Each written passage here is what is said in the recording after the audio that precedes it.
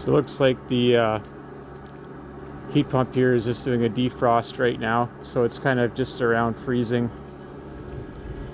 and the furnace is running, which tells me it's probably doing a defrost. The fan is not currently moving, which I find kind of interesting.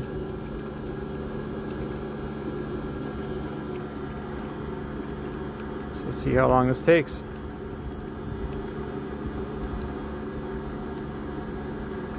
Yeah, you can see the water pouring out the bottom now.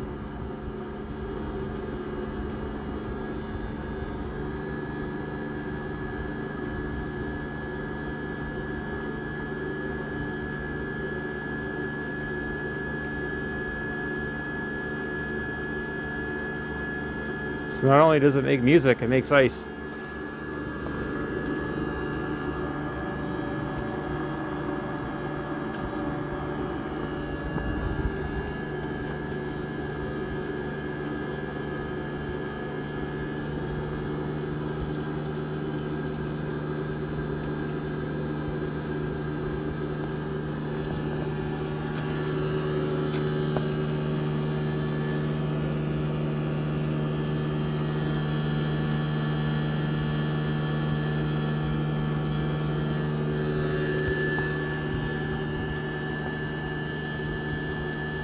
Let's make short work of it.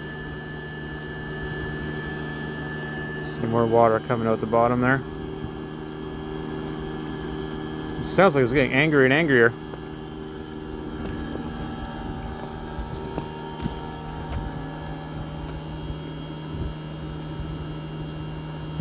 So I'd say there's about 4 or 5 inches of ice underneath the base of this machine right now.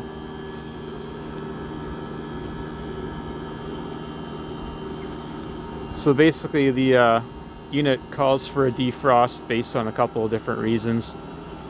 Either a run duration or performance. You can see it's starting to steam now, or maybe you can't. See if I can get a perspective of that or not.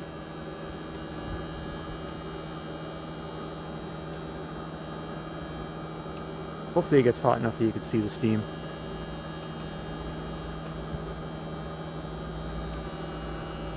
See the steam up in the air.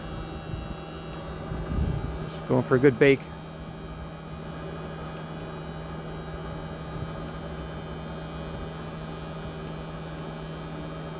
So yeah, either from a performance perspective or a time perspective, it'll call for a defrost. And this time it was clearly iced up. So what it does is it puts power on the furnace circuit and the heat pump circuit from the outdoor unit in order to do that. So if we were inside, the furnace would be saying DF on the display screen.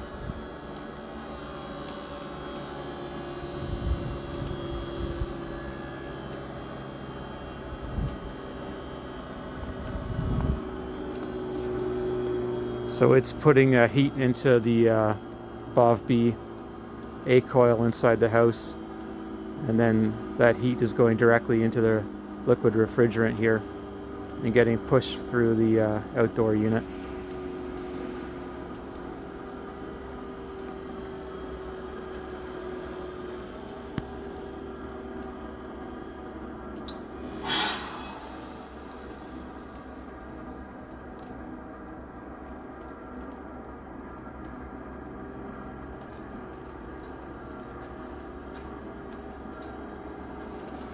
Now it'll freeze itself up again. The cycle continues. Furnace just came off.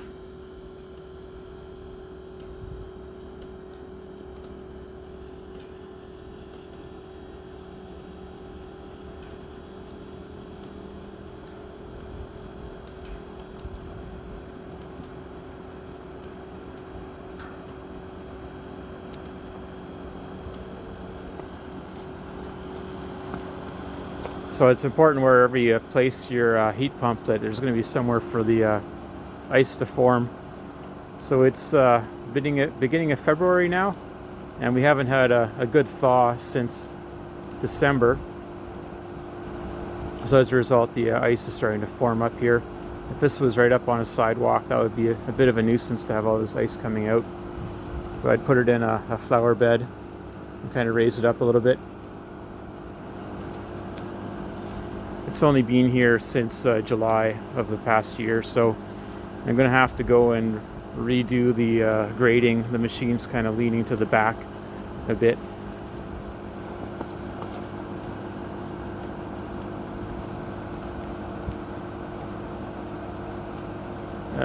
Yeah, one thing you might notice is I've got a reducer on this 3-inch vent. So that's sort of a test. It's removable. It's not glued on. What I was trying to do was to achieve a bit better kind of velocity coming out of the vent here to shoot it further away from the heat pump, because sometimes the exhaust gases kind of waft around in the area. I didn't want it to corrode the heat pump, so that was sort of the intent there.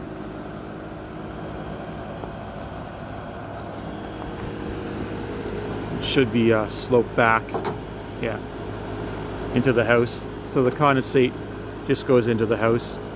It's not gonna fill up or freeze or anything. And if there's too much restriction, it would just the furnace would trip out, seeing it plug vent, but it's not being a problem for me.